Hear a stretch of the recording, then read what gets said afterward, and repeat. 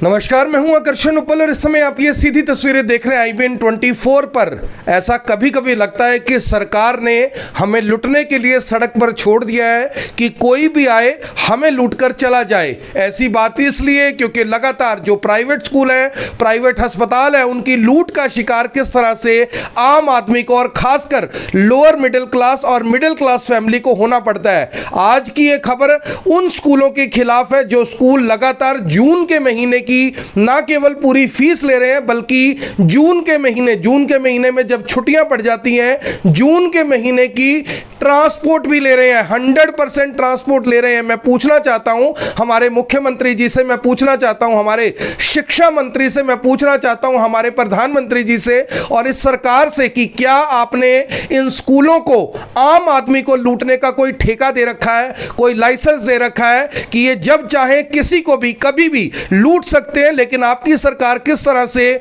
मूक दर्शक बनी रहती है, देखती रहती है कि हमारे वोटर को स्कूल वाले कितनी इंटेलिजेंसी के साथ, यानी कि कितनी समझदारी के साथ लूट रहे हैं। आज का ये सवाल उन पेरेंट्स के लिए है जो पेरेंट्स लगातार हमें मैसेज कर रहे हैं, स्क्रीनशॉट भेज रहे हैं कि हमारे जो स्कूल हैं वो किस तरह से मई और जून की पूरी फीस लेने के साथ साथ मई और जून की पूरी ट्रांसपोर्ट ले रहे हैं। स्कूल की ट्रांसपोर्ट सुनिए, 1800 रुपए से लेके 2500 रुपए तक जो ट्रांसपोर्ट फीस है वो स्कूल पेरेंट्स से ले रहा है। अब सवाल यहां पर यह उठता है कि आखिर इस तरह से फीस लेकर, आखिर इस तरह से लोगों से पैसा हेंट कर ये स्कूल कहां जाएंगे। अगर मैं उस स्कूल की बात करूं जिस स्कूल के लगातार हमारे पास मैसेज आ रहे हैं, ये कोई एक स्कूल नहीं है, बहुत सारे स्कूल हैं, करनाल के जाने माने और बड़े स्कूल हैं और ये स्कूल सिर्फ करनाल के नहीं बल्कि पूरे हरियाणा के, पूरे देश में ये स्कूल होंगे। यहां पर समझने वाली बात को एक बार देखिए कि 1800 रुपए मल्टीप्लाई बाय सिर्फ 3000 बच्चों के साथ अगर इसे मल्टीप्लाई कर लिया जाए, मैं एक स्कूल की बात कर रहा हूं, तो बनते हैं 54 लाख रुपए।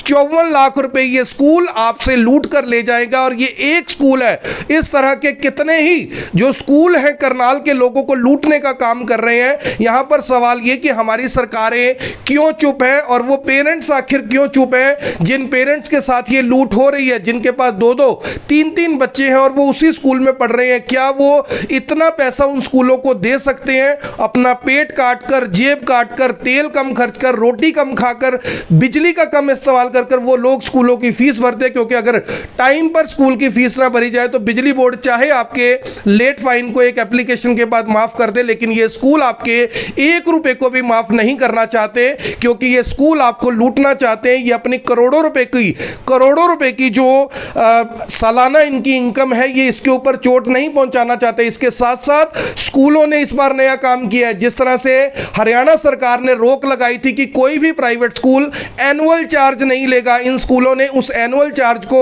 फीस के साथ डिवाइड कर दिया 12 महीने से और वो चार्जेस बन गए एनुअल चार्ज से भी ज्यादा, यानी फीस के अंदर ही इतना ज्यादा हाइक कर दिया कि पेरेंट्स सब मजबूर हो गए, परेशान हो गए कि आखिर वो करें तो करें क्या। हर साल के एडमिशन फीस, हर साल के एनुअल चार्जेस, ट्रांसपोर्ट के बढ़ते हुए पैसे और जून के महीने में आखिर इस पैसे का क्या तुक बनता है, ये अपने आप में बड़ा सवाल जरूर है। जब स्कूल 11 महीने पैसा लेकर ट्रांसपोर्ट से पैसा कमा रहा है तो क्या वो 1 महीने की तनख्वाहें ड्राइवर और कंडक्टर को नहीं दे सकता? ये अपने आप में गंभीर और बहुत बड़ा सवाल है कि क्या आम आदमी को लूटकर ये स्कूल जो करोड़पति अरबोपति हो रहे हैं, क्या इस तरह से ये देश चल पाएगा? और शायद यही कारण है कि इस देश का बच्चा, इस देश का युवा इस लूट से बचने के लिए विदेशों में चला जाता है। सोचता है कि अगर लाखों रुपए यहां दे दिए तो लाखों रुपए विदेश में भी दे देंगे, कम से कम वहां की PR और सिटीजनशिप तो मिल जाएगी। लेकिन सरकार, हमारे मुख्यमंत्री, हमारे शिक्षा मंत्री, हमारे प्रधानमंत्री किस तरह से पाकिस्तान के ऊपर बोल लेते हैं, कश्मीर के ऊपर बोल लेते हैं, हिंदू मुसलमान के ऊपर बोल लेते हैं, लेकिन स्कूलों के ऊपर बोलने की हिम्मत आखिर